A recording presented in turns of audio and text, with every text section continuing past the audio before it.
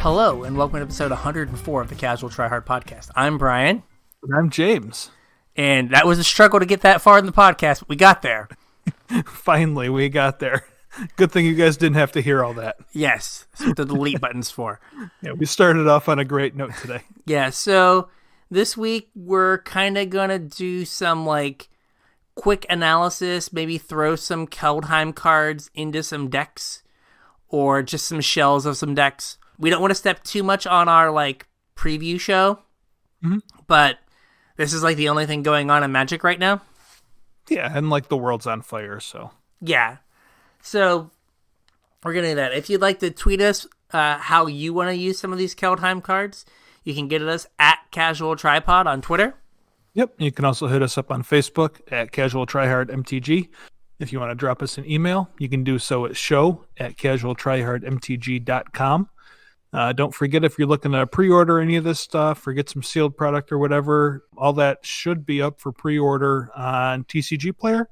And if you're going to buy stuff through there, please use our TCG Player affiliate link, tcg.casualtryhardmtg.com. Anything you purchase after following that link, we'll get a sliver of to help keep the show rolling. And if you want to support us a little bit more directly, you can do so at patreon.com/casualtryhardmtg. Patrons get to listen to our voices twice a week because they get our pre-show ramblings that we post Tuesday or Wednesday. They also get early access to our show notes, so they know what's coming up on the show for the week. Don't forget, we have a YouTube channel, Casual Try Hard MTG on YouTube. Not a whole lot on there right now other than basically just another way to watch the show, but occasionally we do throw up videos. Maybe we'll do something when Kaldheim drops, throw a draft up there or something. We tend to do that kind of stuff early in a season. Maybe we'll do a sealed or a draft on Arena and throw it up there. We also have our Discord channel. Should be a link in the description. There's a link on Facebook. There's a link on Twitter. If you want to get in and can't find any of those links or the links don't work for you, get at us however you can, and we'll send you a personalized invite to get in there. Discord is a great way for you guys to let us know what you're thinking. Let us know if you have any questions or things you want to hear about in particular. So make sure you hop over there and get at us. Yeah, I slipped up today. I gave my hot Kaldheim spec in the general channel. Oh, man. And I'll give it right here. Buy Snowlands now. Yeah. They are almost strictly better than basic lands. Yes, and by almost, there's not a punish for them, right? Supposedly there's one coming in this set. Okay, there'll be one punish. Yep. So it'll be blue. It'll exile the land or something. Or it'll be blue and green. Blue and green and exile a land and give your opponent a 3/3. Yeah. Oh, it'll steal your land and turn it into an elk. It'll just be it'll elk it. It'll just be Snowco. It'll just be Snowco.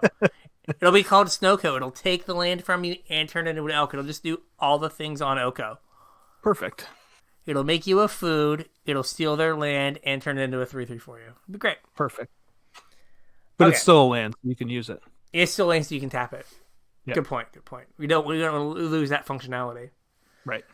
So, like we said, we don't want to go over too much of the spoiler stuff or what we do in a normal pre-show or preset show. Mm-hmm. But we can kind of look at some cards that have some interesting abilities that might not be very different than what we've been seeing. Yeah, they might not end up being constructed playable. It might be commander playable. Yeah. Or these might just be interactions you hadn't thought of. Mm-hmm. So we're going to work through some of those and hopefully still leave some meat on the bone for the set review show. No, I have a feeling there'll be plenty of meat left on the bone. Yeah. All right. So the first one that I kind of wanted to talk about real quick was Vorinclex. It's a 6-mana 6/6, 4 green for a 6/6 trample haste. It says if you would put one or more counters on a permanent or player, put twice that many of each of those kinds of counters on that permanent or player instead. And then it says if an opponent would put one or more counters on a permanent or player, they put half that many of each kind of those counters on that permanent or player rounded down. So it's a doubling season for you and it's a halving season for your opponent. if that makes sense. Yeah. So there's kind of two different ways that you could go about building with Vorinclex. I don't necessarily mean like in Brawl or whatever, but just in general. In Historic, we do have access to Winding Constrictor and Conclave Mentor, which both kind of play nicely with Vorinclex. Yeah. You end up with a whole bunch of counters. And there's plenty of things you can do with counters, Stone Coil Serpent, and like basically that whole deck. So you could definitely go like the +1/+1 counter route, but it's also kind of worth investigating the fact that it's all permanents that you double the counters for, which means that anytime you play a Planeswalker, it's going to enter with double loyalty, and all of the pluses are going to put double the plus for loyalty as well. Yeah, you don't think about it when you play a Planeswalker, but the permanent is entering and then getting the counters. Right. So you're adding counters to it. Just like if you cast like a Swift End on a Planeswalker, it dies, but those counters are removed from the Planeswalker. Right. So like the 4-mana Chandra from War, if you like killed it, you still took a bunch of damage. Mm-hmm. Right. So so Planeswalkers are always just going to be probably ready to ult as soon as you play them. Yeah, most of them are ultable and will probably stick around if there's a Vorinclex in play when you play them. I kind of went through the list of what's available in Historic, which is like anything that's on Arena, and came up with kind of a greatest hits of some of the broken stuff you can do by playing a Planeswalker with a Vorinclex in play. And the first two are both Liliana's. Liliana, Waker of the Dead, lets you ult and stick around, and it'll give you an emblem that lets you reanimate something from a graveyard every turn, which is awful hard for your opponent to come back from. Also, Dreadhorde General makes your opponent sack everything except for one of each type of permanent, which is also pretty tough to come back from, especially if you've made it to, like turn 7 or whatever. Garruk Unleashed, the 4-mana Garruk from Core 21, gives you an ultimate where you tutor for a creature and put it into play every turn. So you don't have to cast it. You just get to find the best thing out of your deck and put it into play. Seems pretty good. Yeah. Nissa, who shakes the world, will fetch all of the forests out of your deck and make all your lands indestructible with her ult. And I believe she still sticks around at that point also. Yeah, she should. So you still get to, +1 her and make your indestructible forest 3/3s every turn. 4/4s? 3/3s. No, 6/6s. Oh, they're 6/6s. Yeah, because you would double the number of counters they get. Oh, that's gross. Yeah. Yeah.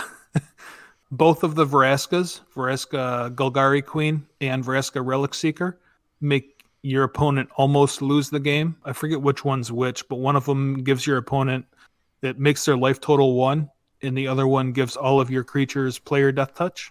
So basically, as soon as a creature connects with your opponent, they're going to die. Chandra, Pyromaster, the one from Core 21 that was brought back in, was it Amonkhet Remastered? Was it Amonkhet or Kaladesh? It had to be Amonkhet Remastered. Lets you look at the top 10 cards of your library and pick an instant or sorcery and copy it 3 times, which probably should end a game. And Chandra, Torch of Defiance, gives you an emblem where you deal 5 damage to any target whenever you cast a spell, which should probably end the game in pretty short order. We also have Bolas Dragon God. Makes you win the game if your opponent doesn't control a legendary something. You just win the game. And you get to do that as soon as he comes out, and I believe he sticks around as well. He has loyalty left over. Ugin also will gain 7, draw 7, put 7 permanents in play, and stick around. And be at 3 loyalty. Yeah.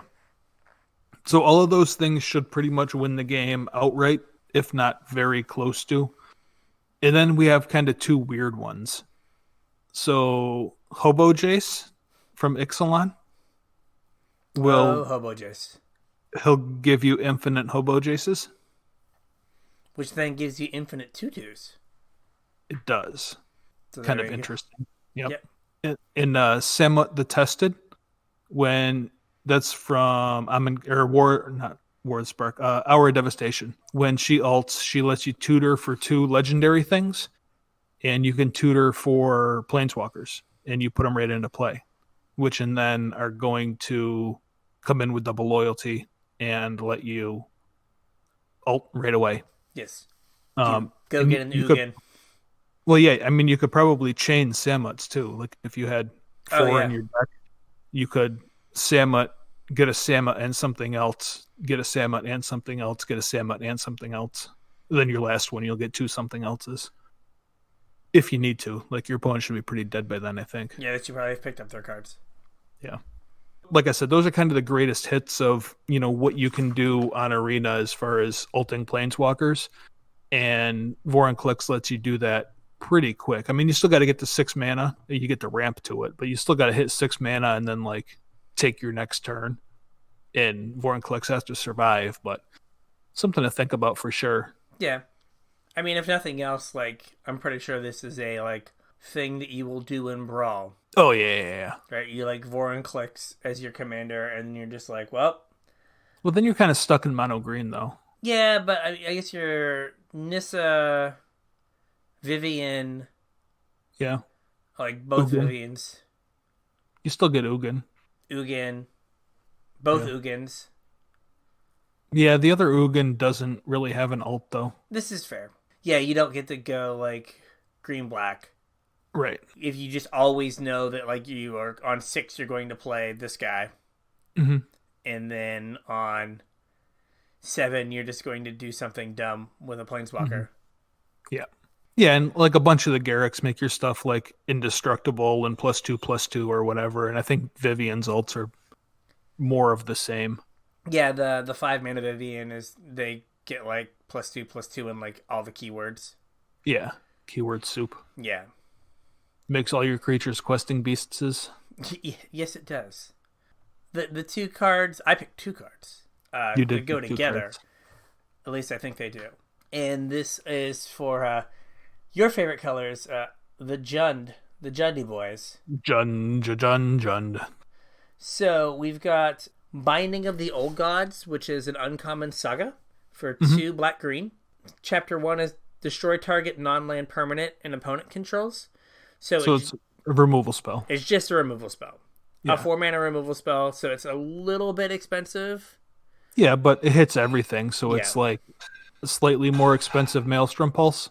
Yeah, or Mythos of Aluna. Yeah. Where you don't have to have the white mana. Yeah. Netherite, sorry. Yep. And then Chapter 2 is search your library for a forest card and put it onto the battlefield tapped, then shuffle your library. Mm-hmm.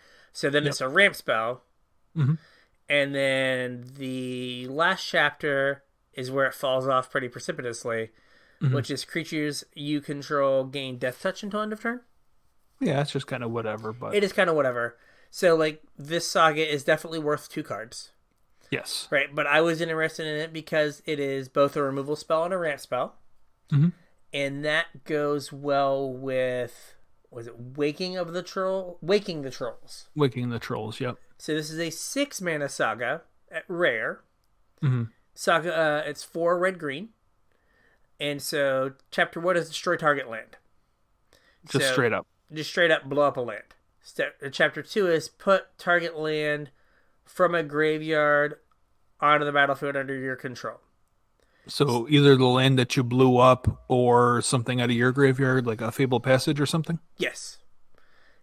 Just now reading it, I realized it was a graveyard, not your graveyard. So that does let you just put the land that you blew up into play.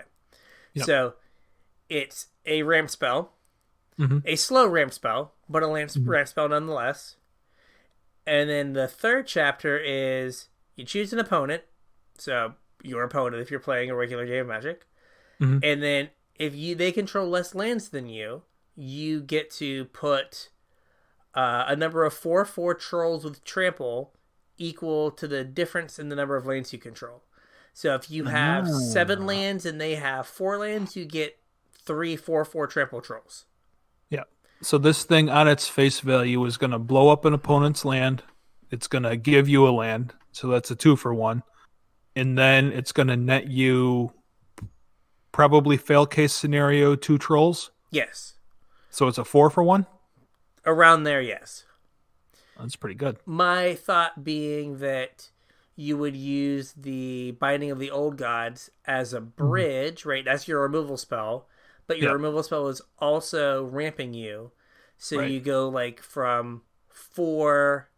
Ideally, you like cultivate.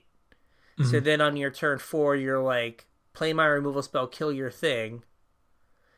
And then you're also able to then on turn 5, like, blow up their land with the trolls, with the Waking of the Trolls, and then get your land back.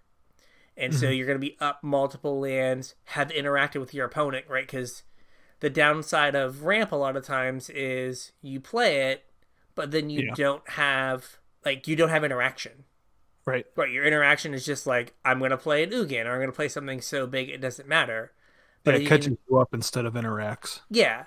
But if you can kind of both interact and ramp in, like, one card, then that's going to allow you to kind of do both. So you can go way over the top with, like, your Ugin, but you also have, like, Waking of the Trolls as another way to... win the game. Yeah. And, right, if it does go off, it's not like you're playing, like, one lone threat. Like, the Waking of the Trolls is one lone threat. But if it goes off, it's not like they can have one, like, removal spell to get rid of it. Right? They have to have enchantment removal, which I don't think right now there's, like, widely played main decked ways to kill enchantments. Yeah, I've been playing I forget what it's called now, the black removal spell that tags enchantments. Feed the Swarm. Yeah, I've been playing that in a lot of my decks lately, but like that, I mean, that's a 6 life hit. That's kind of rough. I guess the only other thing that's bad that hits it is Elspeth Conquers Death. Oh yeah. Right? Like you ramp into this, you blow up, like your hope is that you like tag a land and just take them off a double white. Yeah, just keep them off of it for a little while. Yeah. But, that could be a different way to build, like, a ramp deck. Where you have, the black-green card as interaction, and then this is kind of like your finisher. Yeah. No, that's cool. Yeah. So I don't know, again, caveat, don't know if it's good or not, but it is just something different. Like, as, like, a fun deck where, like, you play Waking the Trolls with, like, Phylath. And then you just, and you're just like, all right, cool. If I get to 6 mana, I'm just gonna make a bunch of stuffs. Yeah. And we're gonna see. You can build this like a traditional ramp deck too, where you're just making multiple land drops with like Azusa and Dryad of the Elysian Grove. Yeah, where you have like and just kind of ramp into it a little bit more naturally. Yeah, but I was thinking like Cultivate and what's it called? Migration's Path. Like using those as your ramp spells, like Cultivate, and then like again, you have your interaction, or you're just like, okay, I can ramp harder. I don't need my interaction. Now I can like trolls and be really far up on lands, and hopefully get a bunch of trolly dudes. Yeah, that's cool. That's definitely not where my head went when I looked at Waking the Trolls. Yeah, I was like, I thought it was just garbage. I mean, it very well could be. Like, get these at a quarter. But it could be something where it might not be the most competitive deck, but it's a different way to ramp. Yeah. Right, your ramp payoff is an enchantment that turns into a bunch of creatures. I think where it falls down is the trolls really need haste. Right? Like, if you play your ramp payoff and then, like, it makes you wait 2 turns, and then a third turn to actually get paid off, like, it kind of hurts. Yeah, it's a little rough. Yeah, there's no, like, land that lets you, like, ramp. Or not ramp, Give haste. Give haste that I can think of. Not on Arena, there's not. Yeah, where you could just be like, oh, hey, cool. I'm going to do this. Perforos, I think, gives haste. Oh, yeah. All your creatures have haste. Yeah. I don't think that's really where you want to be, but... Yeah, then you're kind of doing, like, 2 different things. Yeah, and, like, what's the enchantment from Ray of Allegiance? That's non-token creatures, right? Yeah, oh, gosh. It gives Riot. Yeah. And, But I what think is it's it? only non-token creatures. I just saw it today. I can't think of what it's called. Oh, goodness. We all thought it was going to be great, and then it never got played at all. I got played a little bit, but it was not good. Yes. It's like, oh, this card's the next Fires of Yapamaya, and it's like, no one, no Yeah, one's no, playing this card. not so much. Then we have here the Snow Deck Block Monster. Well, yeah, I mean, this is kind of like it's got. If it's good, it's going to kind of shape up to be exactly what we describe as a block monster, right? Yeah, which is just cards that are, they work well together because they come from the same block or the same set, and they Yeah, might be in a way like parasitic where you can't bring any new cards in because they yeah, don't have the correct synergies right. because their synergies are contained within the block. Yeah, So we explained Snow last week when it was like unofficially official. yeah. Well, I think for the most part, it was official. Yeah, but we didn't have any cards, and the only card that we had was that Yeah, Snow Sorcery. yeah. And I think we were both kind of okay with Snow Sorceries, Mm-hmm. but now we're starting to see the rest of the Snow cards, and Yeah. I am less okay.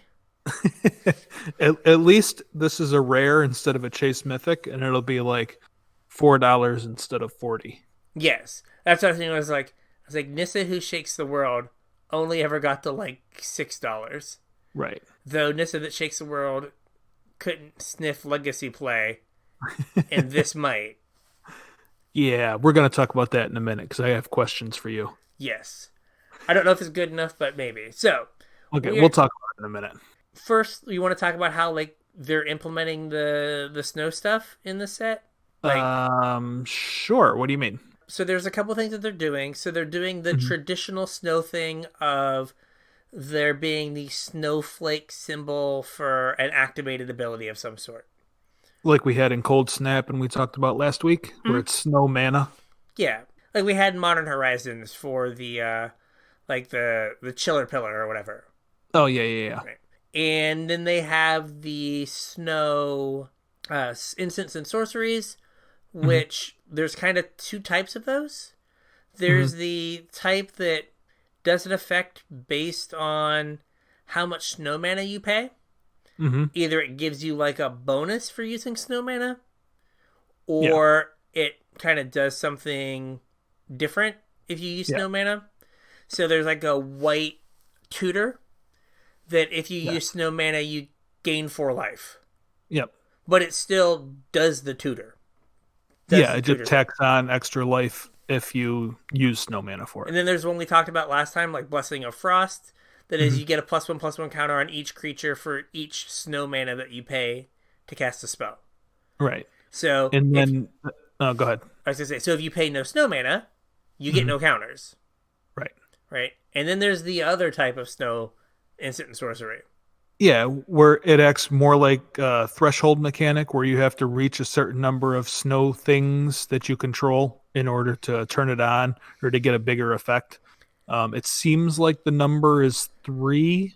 Yes. So Most of them are like control 3 snow permanents, and it does a thing. yeah. So Pleasant Kenobi referred to this in his video as Snowcraft, Snowcraft, sure. which I really Makes like. I was like, Snowcraft, that's good. That's really good. Right. Yeah. It's analogous to Metalcraft, which was like do a thing if you usually was control 3 artifacts. Right. Right. So in these are where the problems start to happen, Yeah. because the ones that they've spoiled so far are pretty aggressively costed. They're not always super playable. They're common. So there's like the red one, which is like Frostbite. Yep. Frostbite. It's red. It deals it deals 2 damage to a creature or a planeswalker, and if you control 3 snow permanents, it deals 3 damage instead. Yep. Right. So, this is a reasonable removal spell. It's somewhere in that like magma spray like range where magma spray exiles. This just does 2 damage, but has the upside of being 3. Right. Right. But the easiest way to make it work, the way that costs the least amount in deck building, is you This is just make all on your Snow Basics. you just make all your land snowman basics. Yeah. And now you get this like upside for effectively no cost. Yep. Right? A one mana deal 3 to a creature is like at least sideboard playable in standard. Oh yeah. Right, like if you're a mid-range deck and you're playing against mono red, you're just like, oh, I'll bring these in, and I'll be able to deal with all their threats early on. But the only way you can like bring them in is if you have snowlands, right? Because you don't want to be in a situation where they play their Bone Crusher Giant, and you're like, oh, this only deals 2. Yeah. No, like if you can get the 3rd damage, you get the 3rd damage. And then there's the fight spell. Yeah, the fight spell seems really good. Which I don't know its name offhand. It is Blizzard Brawl. 1 green mana for a snow sorcery. Choose target creature you control and target creature you don't control. If you control 3 or more snow permanents, the creature you control gets +1/+0 and gains indestructible till end of turn. Then those creatures fight each other. So basically, it's just a better Prey Upon. Yeah. If you control 3 snow permanents. And again, the place that you can most easily get them is you get them in Snowlands. Right. So it seems really good with what's his name? Icefang Coatl, right? Yeah, Icefang Coatl. Or just like in standard, right? You just are right, you like snow-covered forest, snow-covered forest, snow-covered forest, Yorvo. Yeah. And then your next turn you're just like fight a thing, play another guy. Yeah. And attack with my like giant indestructible thing. Yeah. That I already got a blocker out of the way. Right. And more than likely, like you have, you've attacked or like pressured them in some way that maybe they had to chump or trade. So like you're either getting like a strict 2-for-1 because you're like, kill your thing. Now if you block, I eat your thing, or you're just taking a ton of damage. Yeah. Yeah. But like these kind of things just make it so you have to play Snowlands. You're right. There's no, as we see right now, there's no downside to playing snow. Yes, they said there's, like I think we mentioned before, like there's one card that they're saying will like punish people for, or be some sort of disincentivizer. Yes.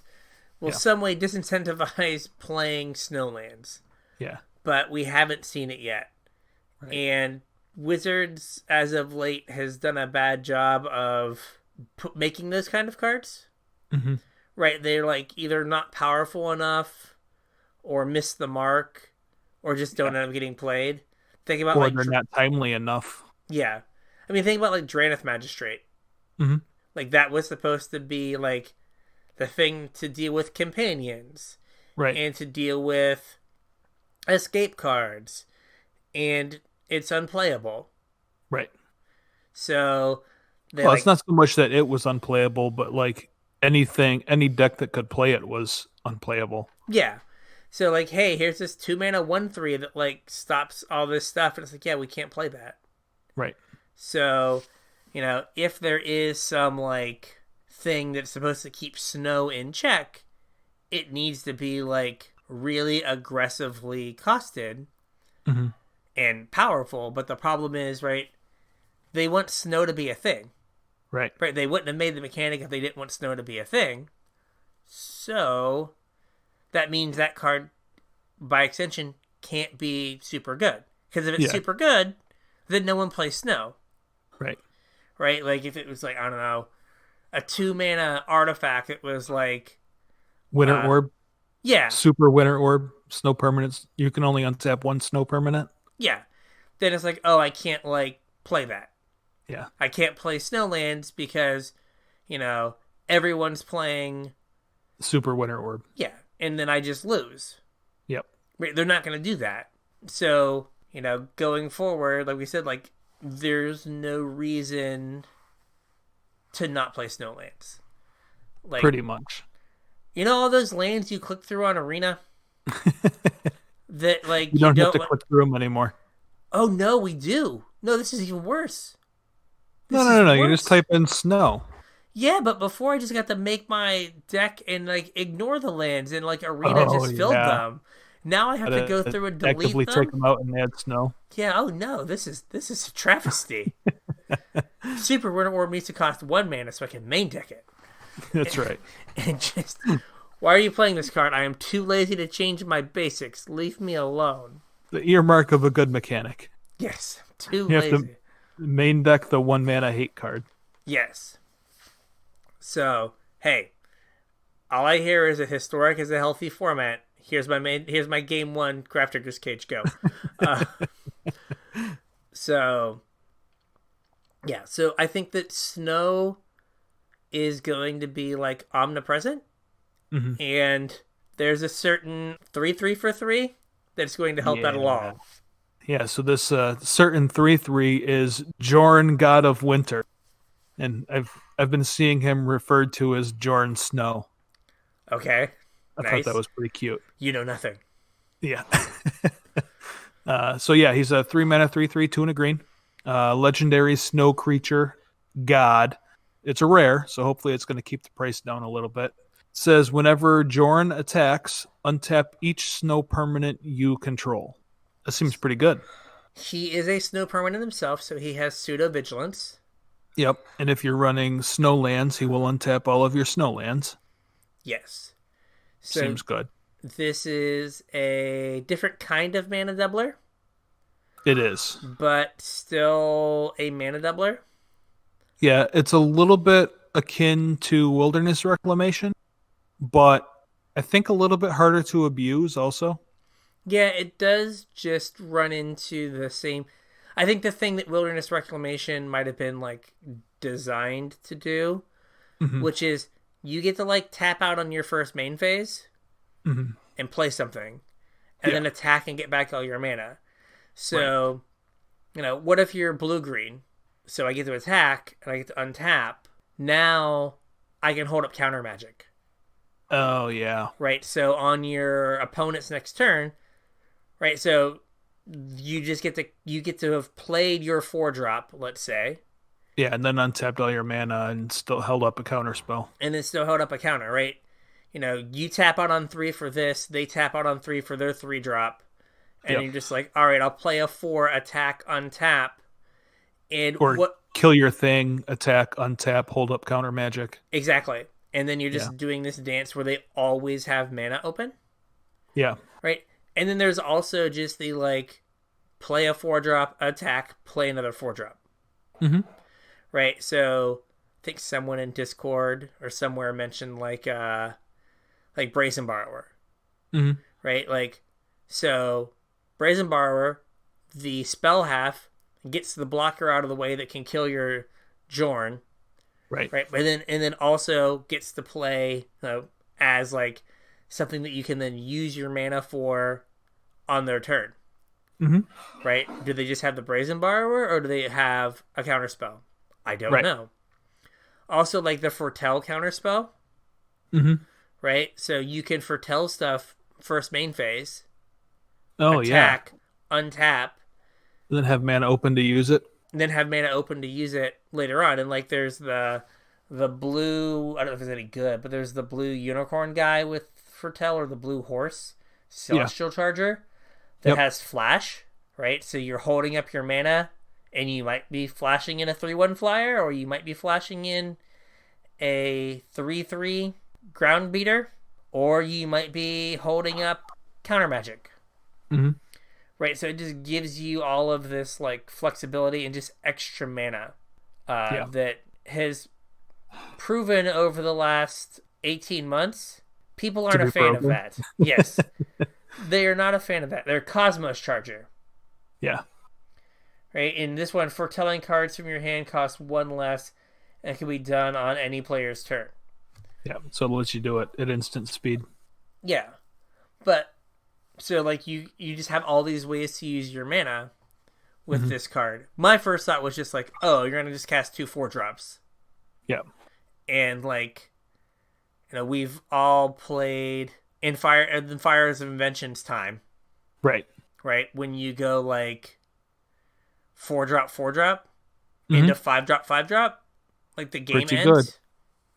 right? And this is like it's somewhere in that like general ballpark of like Fires of Invention, Wilderness Reclamation kind of deal. Yeah. Right? Like it's kind of like right in the middle where it's like, oh, I get to cast one spell on my turn, and if I built my deck correctly, one spell on your turn. Right. Cool. And the only good thing is it doesn't immediately pay you off. Yeah, you have to wait a turn. Yeah, it doesn't have haste on it. Unless you can give it haste somehow. Yeah, I mean, I'm sure that like they had to take off like haste, trample, death touch. It was too good in testing. Yeah, they're like, oh wait, we just always lose. So it's a god. We've only talked about the front side. We have only talked about the front side. There is a back so side. Crazy that it's a modal double face card and it has a backside. Yeah, like the front side is just like a good, solid, maybe busted rare. Yeah. And then there's a backside. So the backside is Kaldheim the Rhyme Staff.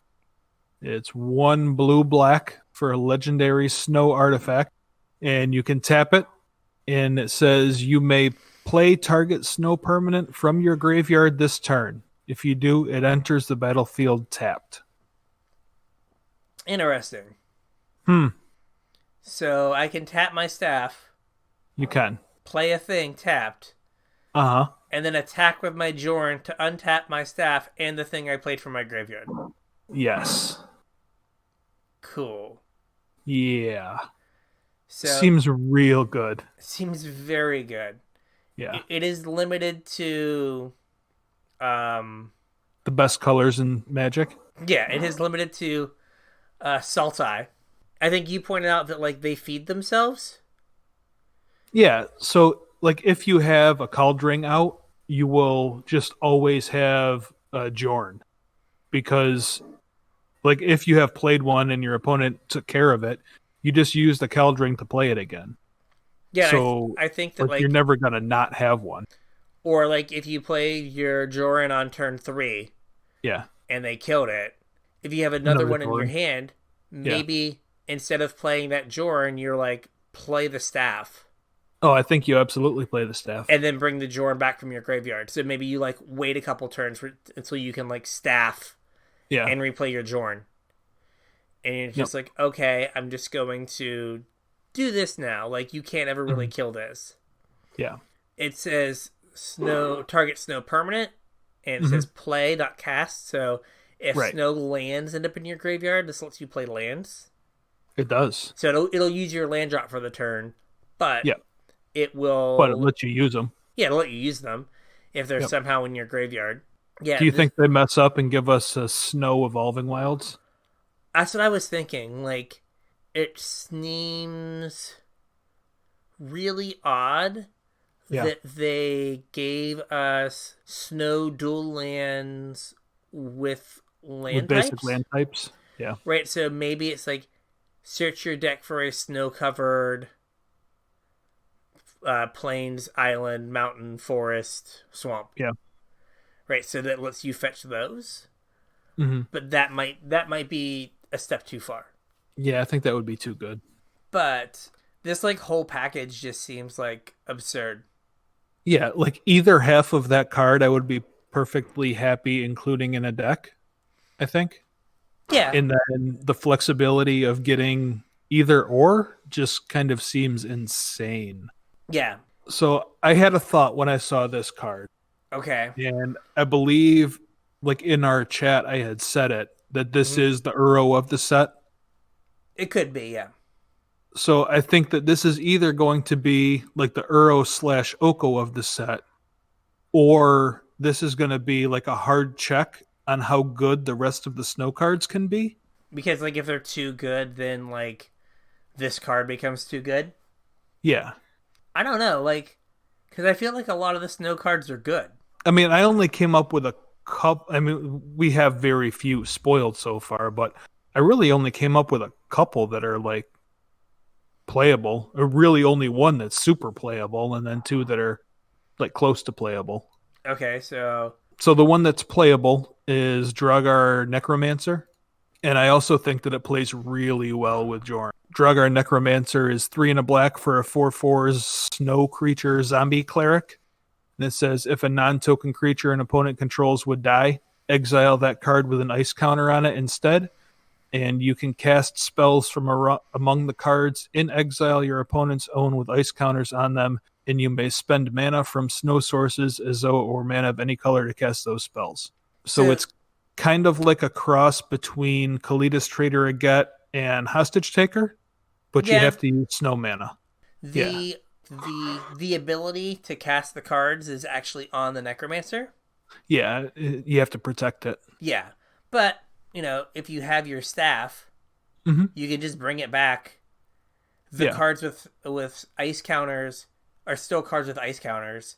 Right. It's not like they belong to the version that was out, so like you could play it from your graveyard and then immediately cast a card with an ice counter on it. Right. It also plays really well with Jorn because you can like spend your mana to kill something pre-combat and then untap all your stuff and spend all your mana to cast that thing post-combat. Yeah, so you get paid off kind of immediately. Like you have to kind of like build your engine, or if you have like cheap removal, right? Even if something small, you're like turn 3 Jorn, turn 4 this guy attack before blockers Heartless Act. Yeah. Now you have 2 mana left over that you can play the 2-drop that you blew up or whatever. Mm-hmm. That's true. Get paid off right away because that's Jorn. It's not like when it deals combat damage or anything. It's when it attacks. Yeah. So you can kill something before combat damage. Yeah. Or before blocks. To get him through.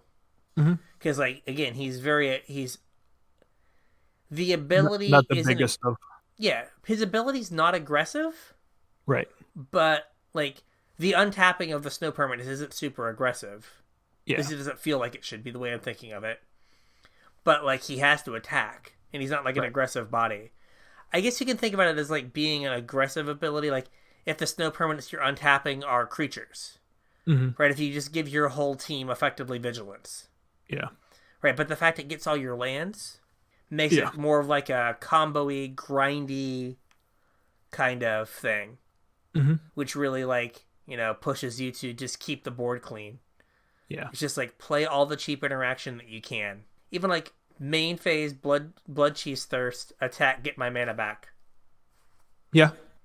Okay, now, again, flash threats, removal spells are all live, and you got in for 3 damage. Right. So what is the Boreal Outrider? I don't know what that one is. It's like borderline. I don't know if it's an uncommon. It's 2 and a green for a 3/2 snow creature elf warrior. And it says whenever you cast a creature spell, if snow of that spell's colors were spent to cast it, that creature enters the battlefield with an additional +1/+1 counter on it. Okay. So it doesn't have to be a snow creature you're casting. You just have to spend snow mana of the color that creature is, and it comes in a little bigger. It's just kind of a cheap snow threat. Like 3/2 for 3 isn't the worst thing in the world. It's like Rogue Refiner was a 3/2 for 3. I don't think this is Rogue Refiner good, but in the snow deck, like it is a snow creature itself, so it'll untap, and it kind of benefits you to using your snow mana on stuff.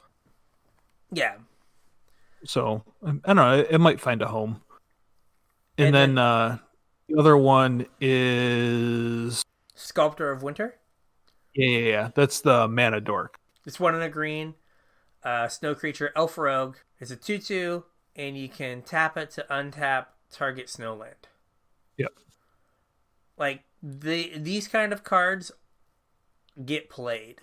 Remember the blue-green 2/2 Kiora's something or other? Kiora's Disciple? Kiora's Follower. Kiora's Follower? Yeah. Like, that card got played. This kind of thing's gonna get played. I mean, especially, like, if you go, like, this is your 2-drop into Jorn, and then, the next turn, you get to play a 5-drop. 2 5-drops. Yeah, 2 5-drops. And the fact that it's, like Kiora's Follower was blue-green. Right. This is 1 just of the green, right? Like, Arbor Elf is 1 mana, so it's way more playable. It's But like, also just forest, though. that's just for this is just any snowland, which is again going to be basically the only lands you play. Like it's going to be dual lands and snowlands. Yep. Like some of those things that like snow looks like they want it to be like a limited mechanic, Mm-hmm. but like it just takes a couple like rares to push it over the top. Yeah, I mean that's kind of what I meant about Jorn being a hard check on how good snow can be, because I realize we haven't seen a whole bunch of the set yet, but it seems like the power level's been kind of toned down a little bit. Maybe.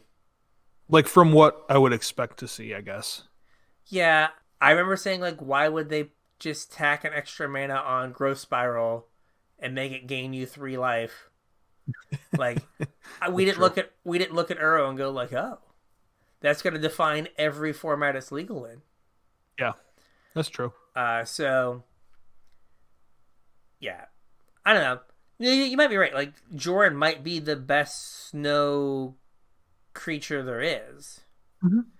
right? But we don't have like. It seems like we should have a mythic snow thing. Yeah, I don't know if probably. we do. Yeah, we don't yet.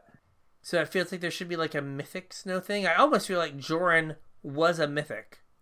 And they downshifted it for some crazy reason. Yeah, like why are like and the gods aren't like consistent like rarities.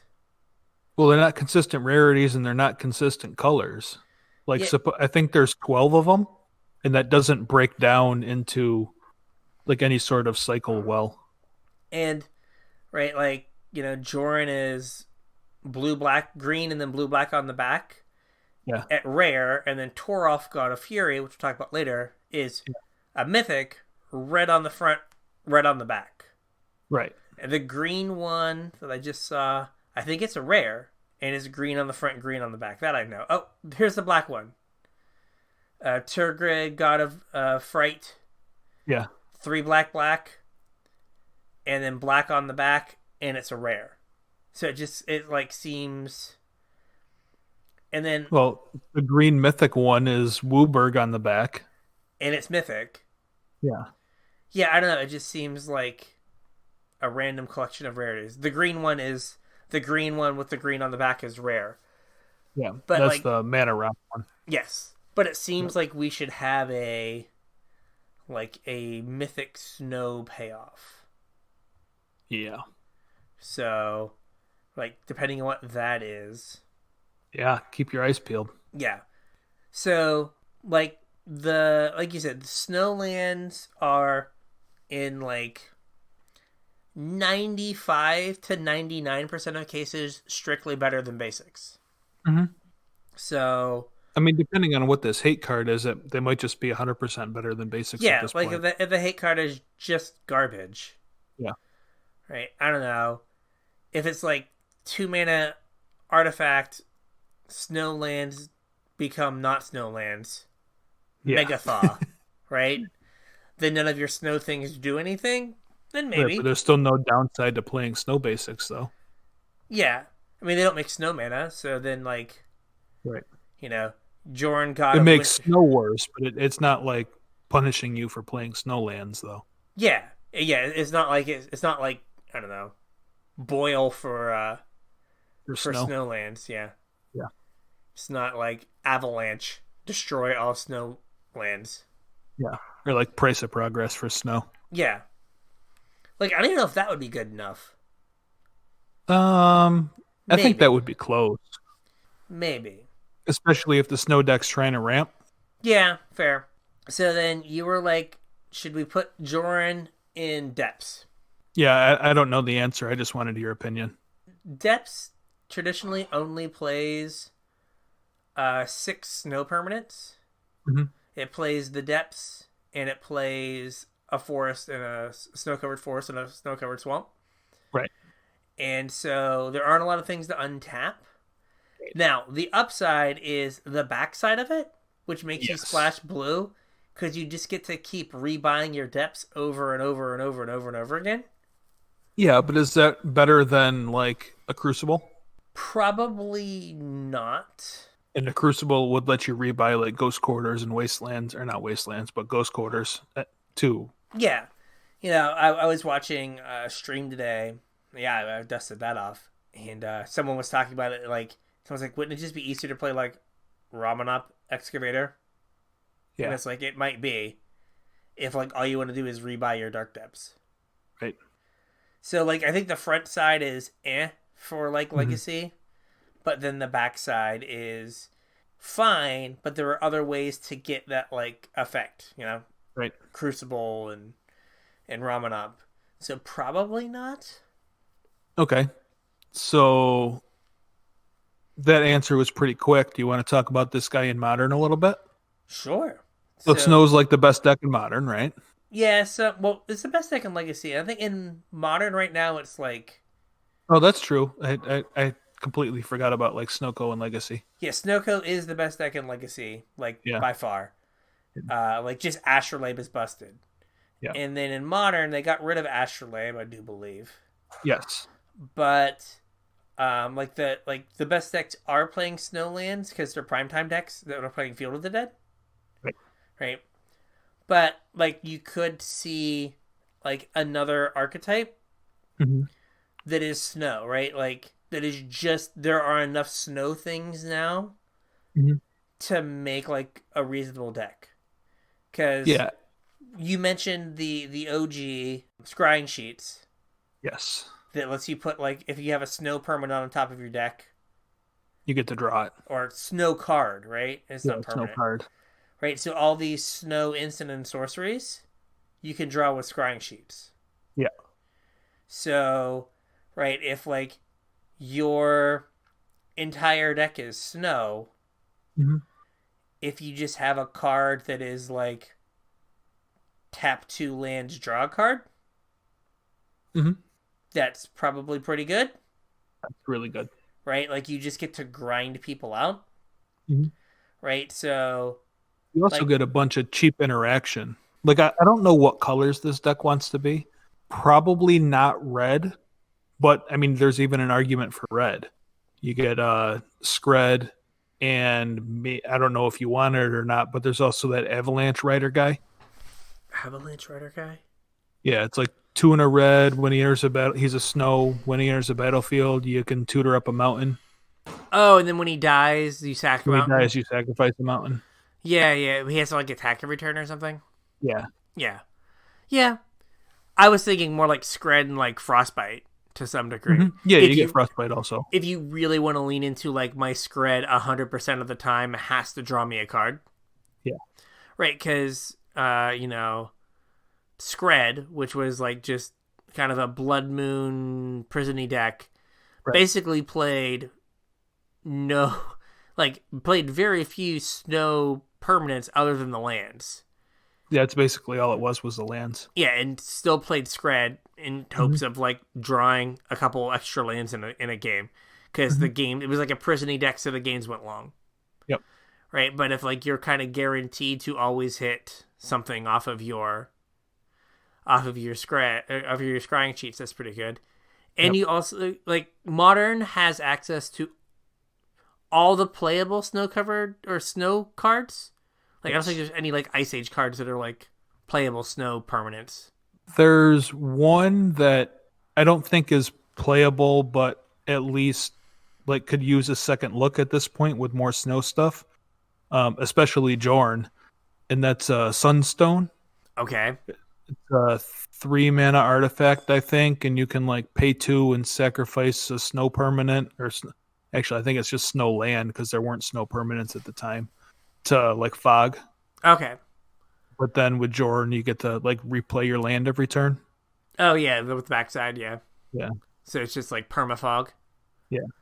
There's also in Modern Cold Steel Heart, which is a 2-mana. It comes into play tapped, but it's a 2-mana mana rock. That's a snow permanent.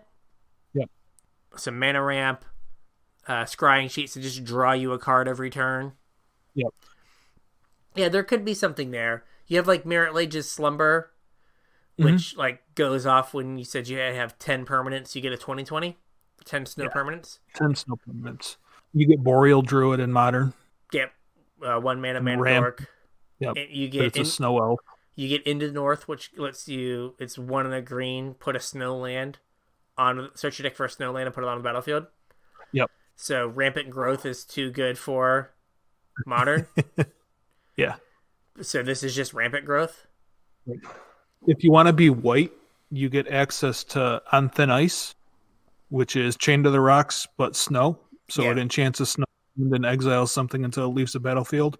But it's a 1-mana white removal spell that is a snow permanent. So it counts towards snow permanents for Merit Slumber or Scred or whatever. Yeah.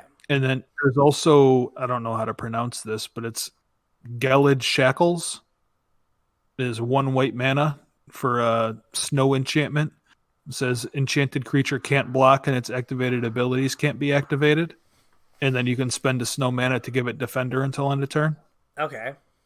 It's similar to On Thin Ice, but I guess requires a snow mana every turn. Yeah, it's kind of a pacifism, kind of not. Yeah. But or an arrest.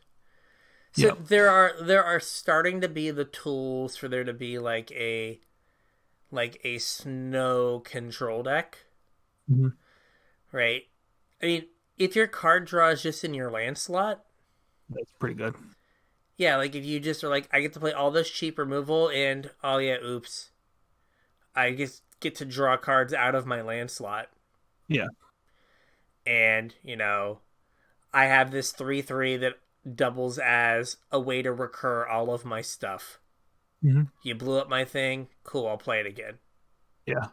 So, no, there could be something there. Like, where, like you said, like, you mentioned, like, you don't have to, like, try to turbo Merit Slumber. It's just, you're playing... You're probably just going to get there on, like, turn 5 or 6. Yeah, you're just playing a kind of control deck. You're like, land removal spell, land ramp spell, land removal spell, and then you just play that, and you're like, oh, oops, I guess I have 10 permanents. Right. Here we go. So... Yeah, and we don't know what else we're getting for snow either. Yeah, we don't. There could be a Snow Thoughtseize or something. Oh, boy. Don't get me excited like that. I'm sorry. Hey, I have a way that you can play Legacy, and I can make you play Islands. Yeah. If you want to get excited, here you go. Shardless Agent into Tibalt. Oh, yeah, that's pretty good. Is Tibalt even good in Legacy, though? I don't know. But a 7-mana Planeswalker on turn 3 has to be something, right? Yeah. You're like, Brainstorm, okay, cool. I know what I'm hitting. Here's my 7-mana Planeswalker, plus draw 2 cards. Yeah. Plus draw 2 cards. What could go wrong? Or in Modern, Cascade into Tibalt. Into Tibalt. Yeah, there you go. Oh, just so everyone knows, so if you've seen the modal double face Tibalt, the front side is 1 in the black for a 2/1. When it comes into play, you get to look at each opponent's hand and exile a creature. Right. And then you can pay X, where X is the converted mana cost of a creature exiled with the Tibalt. Valky, God of Lies. Valky, God of Lies. And it becomes... Valky, God of Lies becomes that creature. Yep, becomes a copy of that card. Yes. And then its backside is a 7-mana Planeswalker Tibalt something. Cosmic Imposter. Cosmic... It's 5 loyalty. As Tibalt enters the battlefield, you get an emblem with... You may play cards exiled with Tibalt, Cosmic Imposter, and you may spend mana as though or mana of any color to cast those spells. So he just comes in and gives you an emblem. And then +2 is exile the top card of each player's library, which you then get to cast with his emblem. -3 is exile target artifact or creature, which you then get to cast with his emblem. And -8 is exile all cards from all graveyards, add red, which you then get to cast with your emblem. Yeah, so basically, it's like draw 2, kill a creature, presumably win the game? Probably, yeah. So, just like cheating that into play with Cascade, because in the way the rules work, Cascade looks at, can I cast this side of the card? Right. And if the answer is yes, then you're given a choice as to which side you wish to cast. Yeah, you're going to move it to the stack, at which point it asks you which part of the card you're trying to cast. Yes, and you're like, I want to cast the 7 mana side. And it's like, cool. Sounds good. There you go. Have 7 mana. Plus a 2/2. Yeah. Plus a 2/2, yes. So, next up are the treasure decks. Yeah, I don't know if this is good or not, but I thought it was cute. So, Goldspan Dragon is probably busted. Yeah. It is certainly an interesting card. It is 3 red for a flying haste 4/4 dragon. Mm-hmm. And if it becomes the target of a spell or attacks, you make a treasure. Mm-hmm. And it has on it, treasures you control have tap, add 2 mana of any one color. Yep. So, it is, on some level, a 3 mana 4/4 haste dragon. Seems good. Right? Like, I think that 2 or 3 years ago, we wouldn't have thought of this card as a 3 mana 4/4. Right. But we have been trained to do that. We've been trained otherwise when you look at Teferi, a Hero of Dominaria, or Nissa, where they just effectively, give themselves a discount. So this guy is kind of 3 mana, and is just like 3 red 4/4 flying haste. Yeah. Have been stats that have worked in the past. Glorybringer, Storm Breath Dragon. Yes. Those are the 2 big uns. Yep. Skargan Hellkite saw fringe play. Terror of the Peaks. I guess it's 5/4, but 5/4, yeah, but like in that general like ballpark. Yep. So, right, this starts to pay you back as soon as you play it. And again, the way it's worded is if it's targeted. Right. So that means if your opponent targets it, you make the treasure, so you could sack it and get your 2 mana. Yes. So like even if they kill it pre-combat, you still like can have your 2 mana. Can have your 2 mana, and also it doesn't say by an opponent. So, well, no, if they kill it pre-combat, you don't get the treasure. Oh yeah, you do because it's targeted. Never mind. Yeah, where it's awkward is, let's say you go to like declare attackers, and they kill, like you couldn't then use the 2 mana for like a Robber of the Rich. Right. But you could stomp something. Mm-hmm. So you could only play a 2 mana instant at that point, but still, you would have the opportunity to get some of your mana back, and you can target it yourself and generate mana. Yes. If you're using cheap things to target it. Mm-hmm. So you have down here Feather. Yeah, I thought Feather was kind of cute. Like this kind of slots right into a Feather deck because you like Defiant Strike this thing and then make a treasure, draw a card, it gets +1/+0. Mm-hmm. And then you get the Defiant Strike back at the end of turn. So you get to do it again. Yeah, you just draw a ton of cards, and like, if you play enough, like, 1 mana, draw a card, minimal effect that target, like you could like chew through a bunch of your deck and generate a ton of mana. Oh yeah. Right, like there's one that like gives haste. There's one that gives unblockable, right? Draw a card. Expedite is blue. Oh, okay. No, sorry. Their Slip Through Space is blue. Yeah. And then Expedite is the red one. Yeah, you're right. That's the haste one. Yeah. But yeah, you could like, hey, turn 6, play this, and then just be like, well, we're gonna try to go off now. Mm-hmm. And just generate a bunch of treasures. Yeah, make my thing giant. Yeah. Or like, this is really good with Reckless Rage. Yeah. Right, you're like, oh, make a treasure, kill your thing, attack, make another treasure. Whew. Now, like, go off in combat, Defiant Strike, draw a card, make a treasure. Yeah. Gross. Yeah. So, I think it's just like a plainly good, air quotes, fair, like, gruel card. Yeah. But it's also, like, kind of can backdoor into, like, janky kind of combo land. Yeah, and I don't think it has to be just Gruul either. I mean, like when I first saw this card, I thought mono red, like big red. Oh yeah, like a big red deck for Yeah, sure. But just like those kind of like big monstery kind of decks, like it just fits yeah. into like the top of the curve. Hmm. It's not just like a Mimi, I'm gonna play Defiant Strikes in these like bad cards to hope I draw this and like put Yeah, something together. Right? It's oh no, this does, is a reasonable magic card yeah. on its face that then just has like a ton of upside. So I just noticed that like this is templated kind of weird, and it might be. I don't know how they're gonna like implement it on Arena. It says treasures you control have tap, sacrifice this artifact, add 2 mana of any one color. Yes.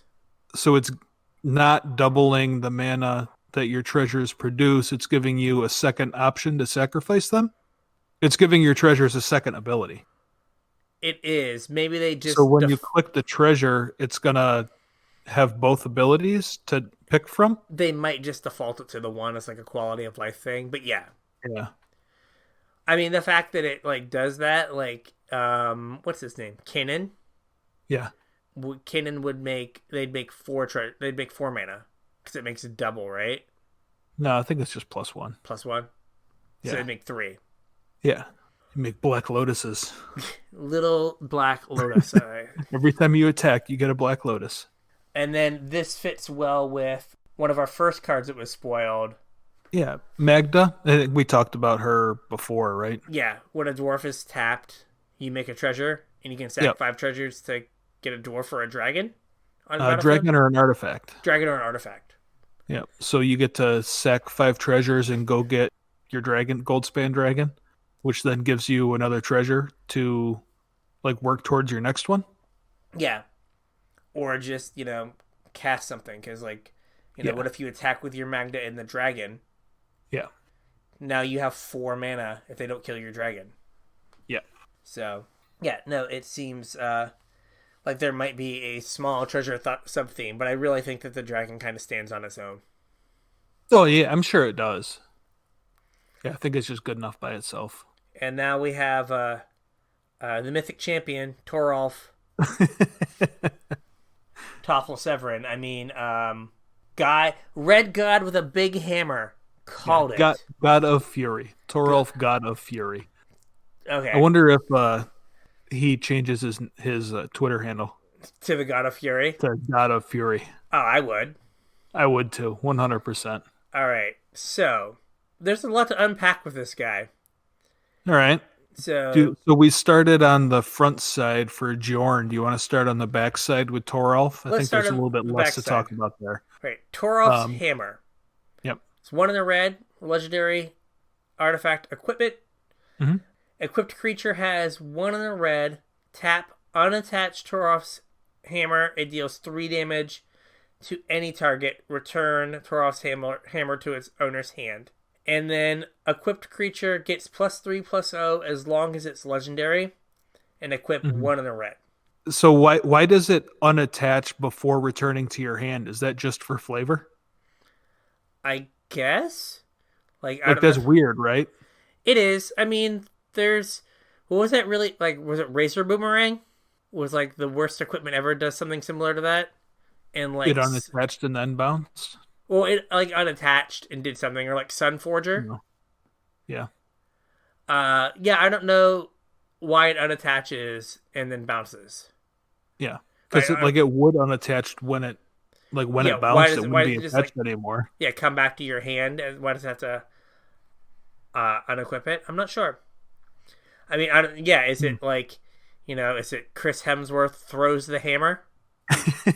And it is unattached from him as it flies through the air Yeah. And then returns to his hand. and then returns to his hand. I don't know. So this is a super slow a repeatable deal 3. Yeah. Very slow. It's 3 red, red, red. Tap a creature, deal 3 damage to something. Yeah. So that is a hard mode to getting someone dead. But It's worse than every variant of that card that we've ever had. Probably, yes. Because there was one back in like Mirage, right? It was like Hammer of Bogarden. Very good. One red, And red, and then then it's like 2 red, red, red to return it to your hand. yeah. Yeah. And then we had one in Ixalan, right? Oh gosh, It was like yeah. raid, bring it back to your hand or something. Yeah, like you had to pay mana to bring it back to your hand. Yeah. Yeah. Those typically cards aren't good enough because like usually the front side is not good enough that you want to play it. Well, I mean, Hammer of Bogarden, like back in the day, that was definitely good enough. Oh yeah. That But was an expensive card at one point. that was like 23 years ago. Well, yeah, that's still 1 point. I remember that time. Okay. Okay. I just say imagine like I don't know, coming off of like, Sarah Angel and then someone showing you an Uro. You're just like, huh, huh, huh, huh. What is this? How? People don't put islands and forests in the same deck. They're enemy colors. My chokes are no good now. But so it's a repeatable source of damage. Like I think overall the equipment is pretty bad. Yeah, it's just bad, I think. Like it does nothing if the creature isn't legendary other than give it this ability. Like it doesn't feel great. I agree. Now, the front side. Oh boy. So Toralf, God of Fury, 2 red red for a 5/4 legendary creature god. Mm-hmm. He has trample. He does have trample. And then he has a paragraph. Sure. Right. Whenever a creature or planeswalker an opponent controls is dealt excess non-combat damage, Toralf deals damage equal to the excess to any target other than that permanent. So he gives all non-combat damage trample. Kind of. It's like weird trample. Yeah. So it's trample that you can direct to any target. Yeah, so if you deal 3 damage to a 1/1, A Llanowar Elf. yeah, you end up with it took 3 damage, but there was 2 damage left over, right? You only need 1 damage to kill it. So then Toralf lets you throw that damage somewhere else. Mm-hmm. So you can throw it at the player, you can throw it at a planeswalker, or you can throw it at another 1/1.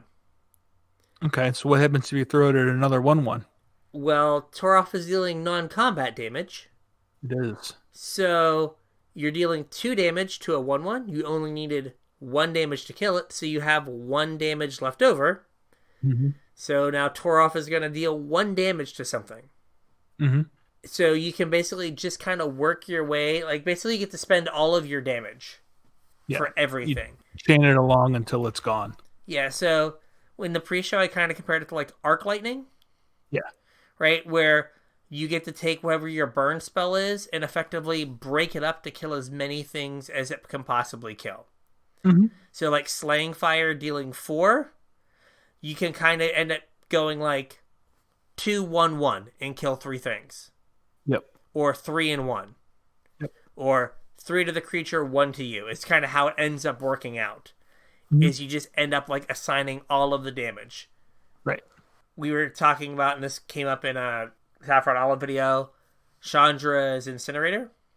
Yeah, that's kind of an interesting interaction. Yes. I gotta remember how it works. So you zap something, you zap the player, Chandra's Incinerator deals non-combat damage. If it deals more non-combat damage than was needed to, like, kill a creature, Toralf triggers, Toralf hits the player, which then triggers Chandra's Incinerator, which then you can kill something else. If there's excess damage, you hit the player, Chandra's Incinerator, then hits another creature. You can bounce it back and forth. Yeah, you just get to just keep dealing them damage and killing off their stuff. Mm-hmm. Now, it's a 4-drop and a air quote 6-drop. Yeah. Air quote 6-drop. Right. I mean, on some level, the hammer and Chandra's Incinerator go well together, right? Because it gives you a source of 3 non-combat damage. No, to start the chain. Well, to start the chain, and, like, it's a 6-drop, but, like, it's kind of only like it's a 5-drop, right? Yeah. 2 mana to deal 3 damage, Mm-hmm.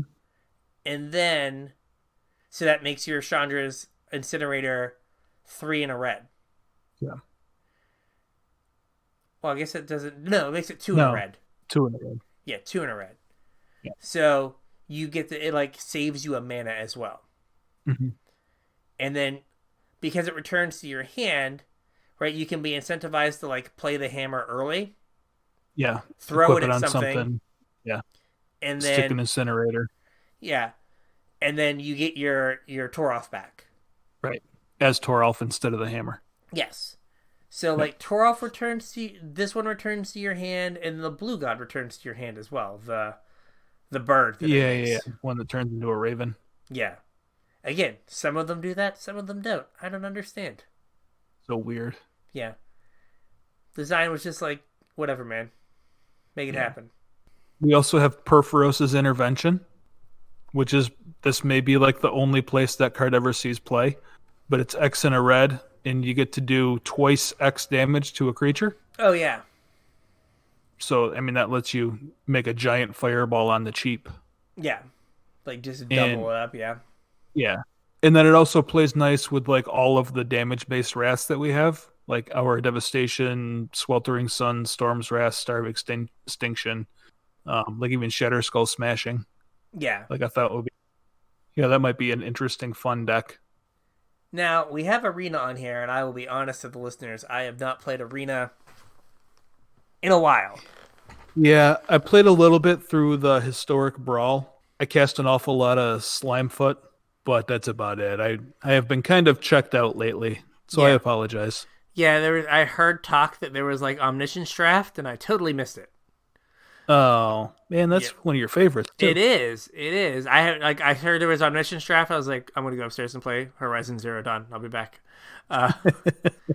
But yeah, I did see the big Twitter complaint was some people had like ventured over to like Hearthstone and Legends of Runeterra like during kind of a lull to just like kind of refresh from Magic. Yeah. And they're like, why do these games like make their fun formats free? And Wizards is like charging us. Pay. Yeah, charging us for Omniscience Draft, where like sometimes you're on the draw and you just don't do anything.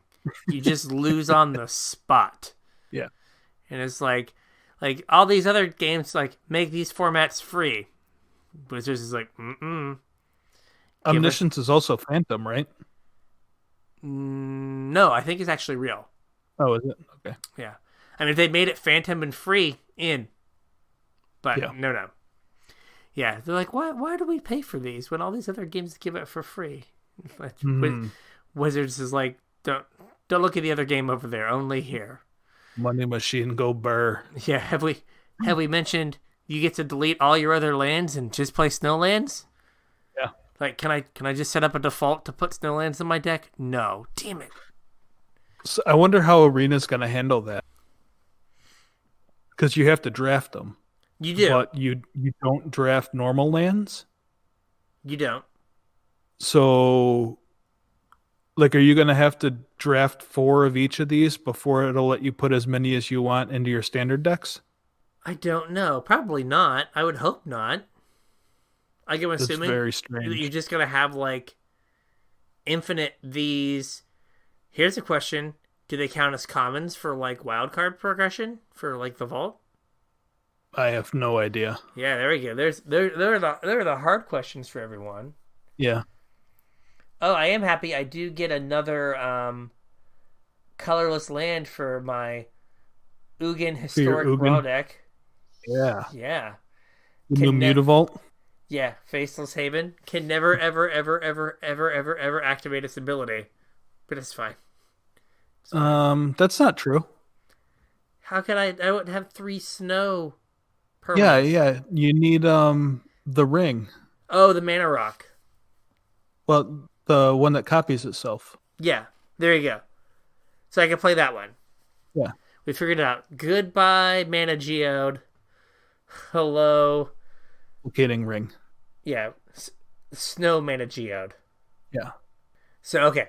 Could activate it. There you go. That's my goal, is to win a game with Faceless Haven only after having replicating ring out for Chick's thing. 8 turns. 8 turns. Ugin couldn't do it on his own. Had to call in the sneaky igloo to get it done. You could do it in less than 8 turns if you had a Karn's Bastion. Of course I do. Just proliferate every turn. There you go. We're just going hard on the igloo. Let's go, buddy. So I think this makes a show. We have a show. So it was a hard start, but now we're here. Yeah, we're cruising now. Yeah. So if you would like to get us on Twitter, you can tweet us at CasualTryPod. Yep, you can hit us up on Facebook at CasualTryHardMTG. You can drop us an email at show@CasualTryHardMTG.com. Don't forget, if you're looking to pick up any singles, maybe some stuff for the snow deck that we were talking about, or if you don't have your snow basics yet, use our TCG player affiliate link, tcg.casualtryhardmtg.com. Anything you purchase after following that link will get a small sliver of to help keep the show rolling. If you want to support us a little bit more directly, you can do so at patreon.com/casualtryhardmtg. They get early access to our pre-show. You also get access to our show notes, so you know what's coming up on that week for the show. And I got something a little special I'm working on for our patrons too. Should be rolling out soon. Which reminds me, if you're a patron and you haven't responded to my email, please do that. Yes. Yeah. I need your address. So hit me up. Also, we have a Discord channel. Link should be in the description. It's also on Twitter and Facebook. And if you want to get in and can't find out how, get at us however you can, and we'll shoot you a link. Let us know what you guys want to hear about. If you got any questions or show ideas or whatever, that's the place to do it. I think both of us hang out there probably more than any of our other social media, so hit us up on Discord. Yep, we will see you on the internet. Yep, we'll see you guys on the internets.